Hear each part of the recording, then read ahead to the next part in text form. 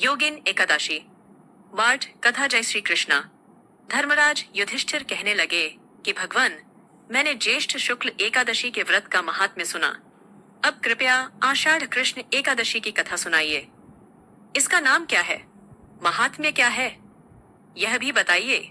श्री कृष्ण कहने लगे कि हे राजन, आषाढ़ कृष्ण एकादशी का नाम योगिनी है। इसके व्रत से समस्त पाप नष्ट हो जाते हैं। यह इस लोक में भोग और परलोक में मुक्ति देने वाली है। यह तीनों लोकों में प्रसिद्ध है। मैं तुमसे पुराणों में वर्णन की हुई कथा कहता हूँ, ध्यान पूर्वक सुनो। स्वर्ग धाम की अलकापुरी नामक नगरी में कुबेर नाम का एक राजा रहता था। वह शिव भक्त था और प्रतिदिन शिव की पूजा किया करता था। हेम नाम का एक माली पूजन के लिए उसके यहाँ फूल लाया करता था। हेम की विशालाक्षी नाम की सुंदर स्त्री थी। एक दिन वह मानसरोवर से पुष्प तो ले आया, लेकिन कामासक्त होने के कारण वह अपनी स्त्री से हास्य विनोद तथा रमण करने लगा।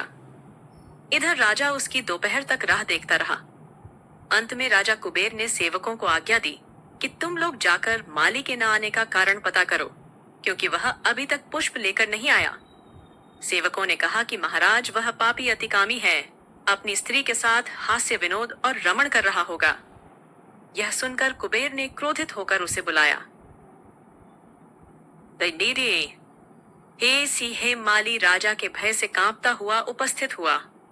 राजा कुबेर ने क्रोध में आकर कहा, अरे पापी नीचकामी, तूने मेरे परम पूजनीय ईश्वरों के ईश्वर श्री शिवजी महाराज का अनादर किया है।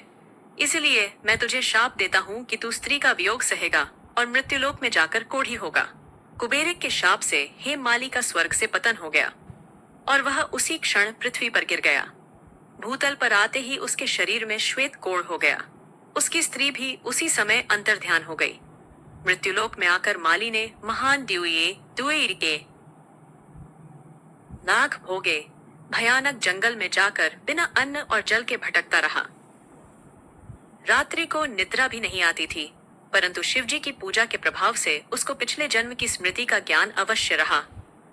घूमते घूमते एक दिन वह मार्कंडेय ऋषि के आश्रम में पहुंच गया, जो ब्रह्मा से भी अधिक वृद्ध थे और जिनका आश्रम ब्रह्मा की सभा के समान लगता था। हेममाली वहां जाकर उनके पैरों में पड़ गया। उसे देखकर मार्कंडेय ऋषि बोले, तुमने ऐसा कौन सा पाप किया है जिसके प्रभाव से यह हालत हो गई। हेममाली ने सारा वृत्तांत कह सुनाया। यह सुनकर ऋषि बोले, निश्चित ही तूने मेरे सम्मुख सत्य वचन कहे हैं, इसलिए तेरे उद्धार के लिए मैं एक व्रत बताता हूँ। यदि तू आषाढ़ मास के कृष्ण पक्ष की योगिनी नामक एकादशी का विधि पूर्वक व्रत करेगा तो तेरे सब पाप नष्ट हो जाएंगे। यह सुनकर हेममाली ने अत्यंत प्रसन्न होकर मुनि को साष्टांग प्रणाम किया। मुनि ने उसे स्नेह के साथ उठाया। हेममाली ने मुनि के कथनानुसार विधि पूर्वक योगिनी एकादशी का व्रत किया। इस व्रत के प्रभाव से अपने पुराने स्वरूप में आकर वह अपनी स्त्री के साथ सुख पूर्वक रहने लगा। भगवान कृष्ण ने कहा, हे राजन, यह योगिनी एकादशी का व्रत 88,000 ब्राह्मणों को भोजन कराने के बराबर फल देता है। इसके व्रत से समस्त पाप दूर हो जाते हैं और अंत में स्वर्ग प्राप्त होता है। जय श्री कृष्ण।